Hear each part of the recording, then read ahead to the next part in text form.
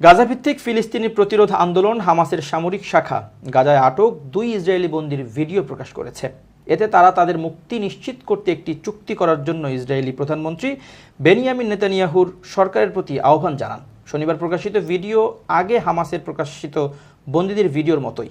Israel এসব ভিডিওকে মনস্তাত্ত্বিক সন্ত্রাসবাদ হিসেবে অভিহিত করেছে। এবারের ভিডিওতে যে 2 ব্যক্তিকে দেখা যায় তারা হলেন কেইথ সাইগেল 64 বছর বয়সী এবং ওমার মিরান 47 বছর বয়সী। তাদেরকে ফাঁকা ব্যাকগ্রাউন্ডে কথা বলতে দেখা যায়। তারা তাদের পরিবারের প্রতি ভালোবাসা প্রকাশ করেন এবং মুক্তি পাওয়ার আকাঙ্ক্ষার কথা বলেন। মিরানকে 7 অক্টোবর হামাসের অভিযানের সময় তাদের নাহাল ওজের এলাকা থেকে তার স্ত্রী ও 2 মেয়ের সামনে থেকে তাদের বাড়ি থেকে বন্দী করা হয়। তিনি বলেন, আমি হামাসের হাতে 202 দিন ধরে বন্দী রয়েছি। এখানকার পরিস্থিতি অপ্রীতিকর, কঠিন এবং অনেক বোমা রয়েছে। ভিডিওটি চলতি সপ্তাহেই গ্রহণ করা হয়েছে বলে মনে হচ্ছে। তিনি বলেন, আমরা এখান থেকে যাতে নিরাপদে ও স্বাস্থ্যকরভাবে বের হতে পারে সেজন্য চুক্তি করার এটাই সময়।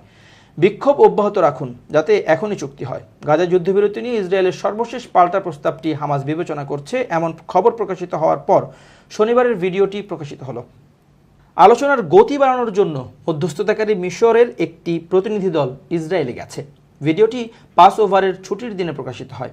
এই সময় মিশর থেকে মুক্তি লাভের ধর্মীয় কাহিনী উদযাপন করে ইহুদিরা।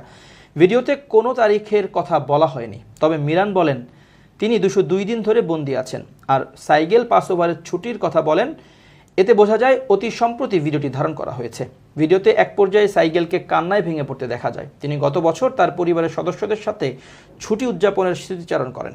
তিনি আশাবাদ ব্যক্ত করেন যে তারা আবার একত্রিত হতে পারবেন। তিনি বলেন, আমরা এখানে বিপদে আছি, এখানে বোমা পড়ছে, প্রচণ্ড মানসিক চাপ আর সন্ত্রস্ত পরিবেশের সৃষ্টি হয়েছে। তিনি বলেন, আমি আমার পরিবারকে বলবো যে আমি তোমাদের সবাইকে খুবই ভালোবাসি, আমি ভালো আছি, এটা বলা গুরুত্বপূর্ণ। এর 3 দিন আগে হামাস আরেকটি ভিডিও প্রকাশ করেছিল। তাতে বন্দী গোলবার্গ পলিন কথা বলেন। গত 7 অক্টোবরের অভিযানের সময় প্রায় 250 ইসরায়েলিকে বন্দী করেছিল হামাস। ওই সময় নিহত হয়েছিল 1139 জন। এর প্রতিক্রিয়ায় ইসরায়েল গাজায় হামলা শুরু করে। তারা হামাসকে ধ্বংস করতে বদ্ধপরিকর হয়। এ পর্যন্ত অন্তত 34,388 ফিলিস্তিনি ইসরায়েলি হামলায় নিহত হয়েছে। ইসরায়েলি সামরিক বাহিনী বলছে এখনও গাজায় 129 জন বন্দী রয়েছে। এদের মধ্যে 34 জন বন্দী অবস্থায় নিহত হয়েছে।